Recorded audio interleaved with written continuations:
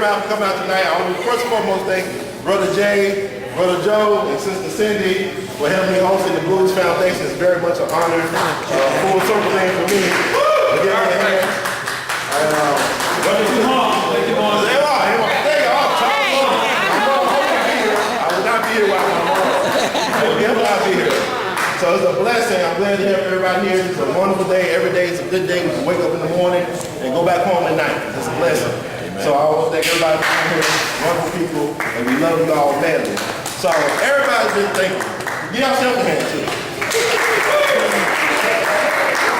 So people been asking me all night about certain things. First of all, I know these works are kind of expensive. I got prints too, and also you don't remember. I wrote the broadcast tape.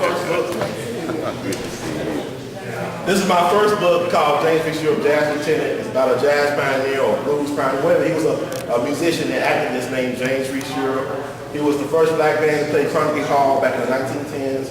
He also was the childhood hero of George Gershwin. When George Gershwin was 7 years old, he used to listen to Lieutenant James Fitzgerald play outside this nightclub in Harlem called Darren Wilkes. But James Fitzgerald earned the moniker lieutenant because he was the first black man to be troops in the battle for World War I for the Allied side. I guess he was on our side. I guess we were on their side. It's kind of hard to tell because it was disowned. But he actually organized the Harlem Hellfighters New York National Guard 15th Regiment Band, which was a very prominent band, jazz band. They actually introduced jazz to Europe, and his last name was Europe. But the thing about James Fitzgerald is so fascinating that he was a big advocate of the blues and of jazz as we now know it, because he was a big advocate with W.C. Handy. He introduced the Europeans to the St. Louis blues and Memphis blues, things of that nature. But unfortunately, when he came back stateside, he was killed by his drummer during a concert back in 1919 in Boston's Mechanics Hall. He bled to death, got stabbed in the throat, died at the age of 39. Was the first black person given a public funeral in New York State history, New York City history, and is buried with full military honors at the Arlington Cemetery. So he's my first book, and it's also on Smithsonian Institute's list of jazz books for kids and adults. So you go, put that in the play. I'll give y'all a short history lesson because it's something that you probably won't get in civics class or in Memphis, but this is funny because this is home of the blues. We're in a place that's not the blues, and it's not a reason to have the blues if you stay in Memphis. Because now the popular reasons that you think, but actually, because you think about it, I know I had a chance 5 years ago, I interviewed Eddie Floyd, Mr. Knock on Wood, right? And he told me about staying at Lorraine Motel. Before Dr. King, April 4th, 1968, it was the place for musicians of color to stay. But he told me himself that most of the hits that made Stax famous was written or started in the hotel rooms that he stayed in with other musicians. So, I mean, that's another way. He said, when you see the Lorraine Motel on TV, it's a double history looking at it. It's double vision. Then we told double history. So it's like a lot of meaning here. Like just had the Memphis Music Hall of Fame, and this is the epicenter. For example, if you go a little bit down that way, it's Booker T. Washington High School. Booker T. Washington High School, Lucy Campbell, the mother of the gospel. She taught at Booker T. Washington for years. Then you had somebody like Johnny Hayes, the first black R&B rock and roll star prototype, who went to Booker T. Washington. And also Maurice White, one of the founding members of Earth, Wind & Fire. That's just at one school, Booker T and all this stuff goes on and on. But then you have Manassas, where this guy named James Melvin Lunsford, who was from Fulton, Mississippi, but grew up in Denver, Colorado.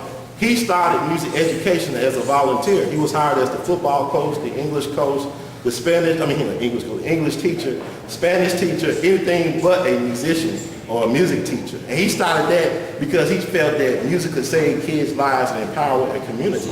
So he started that with his volunteers from the community, and he started a tradition called music education in the public schools in Memphis, Tennessee back in the 20s. And the funny thing about Mr. Lunsford is the fact that the nucleus of his swing band that became famous started with the Manassas band in the 20s. They were known as the Chickasaw Syncopators, and they broadcast regularly on the radio. They did a lot of dances around Memphis area, so they were popular locally. But then he got some of his buddies from Fisk University, where he attended and graduated from, and some of his best students from that band formed one of the greatest swing bands of a generation, if not of all time. But he set the standard. But think about Manassas High School. There's a person named Miles Davis. Y'all heard of him, right? He was the trumpet man, right? But it's like, he in his book, right, exactly. Right, but the thing about Miles, that he devoted like a paragraph or a couple sentences to Manassas High School. Because it was one point in his band in the 60s that a lot of musicians that played with Miles Davis, whether it be George Coleman or Finest Newborn, people like that, they all came out of Manassas High School. So he asked himself, like, how can a school produce that many phenomenal musicians? We're not talking about a city. You think about New Orleans, you think about a city. He's talking about a school in North Memphis. And New Chicago produced this type of phenomenal talent. You know, you had some of the greatest jazz musicians from the last 50, 60 years, like Booker Little, trumpet player, you know, Finest Newborn, Hank Crawford. I talk to young people. Sometimes when I talk to young people, they always ask me, I always ask them ever hear Kanye West Drive Slow or Tupac Shorty Want to Be a Thug. And the thing about it is what they sample. They sample Wildflowers. Who did do that? Who did that? Hank Crawford. Ray Charles, longtime band director. You know, he came out of North Memphis. So we got all these people come out of these schools with this incredible legacy. And like, you know, W.C. Handy once said, Memphis is a great place to be from. That's about it. You better leave. But let's start talking about some of the pictures. All these pictures got connection to our history that we don't celebrate sometimes. Who birthday, what famous dead rock and roll musician birthday was this past week?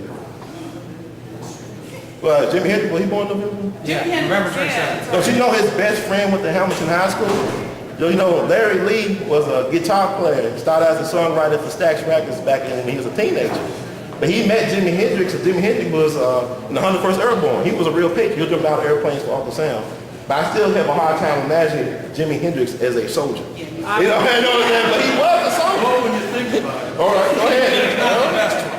Well, but here's the thing though, like when Larry Lee, he was very talented as a baseball player. He got a scholarship to go to Tennessee State University. He met Jimi Hendrix, we got discharged in Nashville.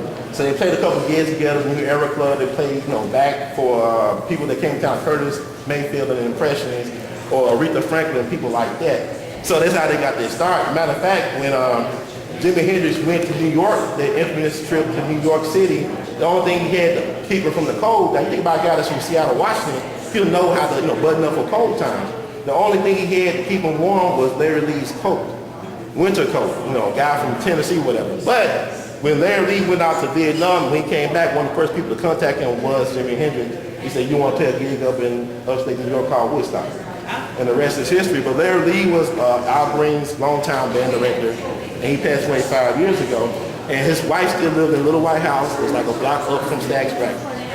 And you think about Aretha Franklin was born in South Memphis. Her house still stands. Yeah, Johnny Ace, his childhood home still stands. Matter of fact, the first black produced movie by Hollywood, Hallelujah, was filmed over in their neighborhood by Lamar Owen.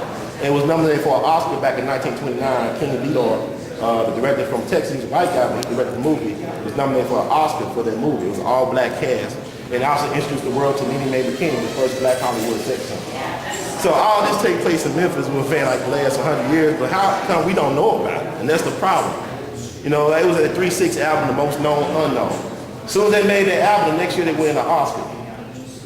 So, you know, so it's the thing about Memphis that we got a lot of treasures. We're known as the city of little bold, and that's our moniker, but like, we don't really appreciate what we have. Like, if I meet people from Japan and Germany, they could go to North Memphis and not be afraid like we are who live here every day. They'll go to the Hole in the Wall clubs. They'll go to the rundown place because they know that's where the history was made. Because Memphis has a reputation that the people of Memphis do not even comprehend or begin to understand the implications of it. And that's a problem. So that's why I'm glad the Blues Foundation honor me with their space, Brother Jay, and his beautiful people. I appreciate y'all. We love you madly. And Well, you know, it's interesting that you mentioned 5 people that were inducted into the Memphis Music Hall of Fame last night. After all these years, finally, the Memphis Music Hall of Fame. But some of the ones you mentioned are very unknown. George Coleman. right. Jimmy Lunsford, of course, is known in jazz circles. Right, jazz Of course, W.C. Handy. So many of the ones you mentioned were inducted last night, finally. Finally, long last, right. Long last. But no, greatness never dies. Greatness is immortal. So let me talk about some of these works. Let me talk about this work right here. This is work that people want to know about. This was a favorite of people of tonight. I called the last gig. The Michael's Last Dance, Rhythm Club Fire of 1940. How many people y'all are familiar with the Rhythm Club Fire of 1940? Anybody? This happened in Natchez, Mississippi, April 23rd, 1940. at the Rhythm Club in Natchez, Mississippi. It was this band leader named Walter Barnes. He originally was from Vicksburg, Mississippi, but his folks moved up to Chicago when he was young, part of the great migration of African Americans up to the north and to the west of the early 20th century. And he was a band leader in Chicago, and also he was Al Capone's favorite band leader. That was his favorite band leader. He used to play at the Cotton Club in Cicero. There was more than one Cotton Club. We always think about the Cotton Club in New York City and Harlem, but he used to play the Cotton Club for Al Capone in Cicero. And Cicero, without King, had that brick over his head. You know, so that's a tough place for a black person to make it, but he had a benefactor named Scarface. They used to call Snorky. That was his nickname. He would call Snorky. But he used to call Walter Barnes, who was a very short guy. He was barely 5'5". He used to call him brother. You know, so like, you know, when he wanted to go to the radio station in Chicago to broadcast live like Duke Ellington and them was doing at the Cotton Club in New York, and everybody would say, you don't broadcast niggas on the waves. And he told Al Capone, he said, brother, what's wrong? What's wrong, brother? What's wrong? What's going on here? You know, when they told me I can't broadcast, let me go down to the station. A lot of people don't know that Al Capone was a great benefactor of the black musician. You know what I'm saying? Because a lot of the clubs that these musicians played in was Mob Run and Patrol. But Al Capone he loved to dance and he loved jazz. And so he went hand in hand. You know, so he really supported brother.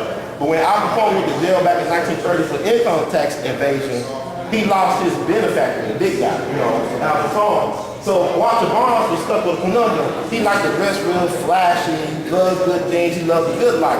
So how can he continue to maintain his appearances and also make a living? Well, key word, he went to Chicago Defender and started as a columnist. He's one of the founding fathers of what we know as the Chitlin Circuit. So what he used to do was he would report on the different places in the country where black folks can actually have a good time. You know, this is a time of Jim Crow and segregation. So he actually would report. This is before Twitter, before blogging and Tumblr and Instagram. So imagine they doing this by paper and stuff, typewriter. But he would tell people, this is the place to go. If you're in this town, this is where you go, board with, this is where you play at. So he was like a Craigslist for musicians back in the 30s. You know what I'm saying? So people find gigs and stuff throughout the whole country. So I mean, he did that a service. They started the Chitlin Circuit. But unfortunately, one day he took a gig in Natchez, Mississippi. That wasn't his gig arena. He was on his way back to Chicago or whatever. But sometimes they would vacation in Florida and just play the circuit from there to get back to Chicago. So he ended up taking his gig at the Rhythm Club at the last minute. And it was sponsored by a black society. I think the admission price that night was $1.25. A lot of money back in 1940, $1.25. And so, unfortunately, the club only had one entrance in and out, you know, and it had Spanish moss hanging from the wall as decoration. It was sprayed with an insecticide that was highly flammable. So legend has it that, you know, they had the windows boarded up because they want people who did not pay to get a free show.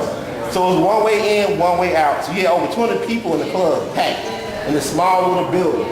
And so what happened later, somebody lit a cigar or cigarette and somehow got the Spanish moss to catch on fire.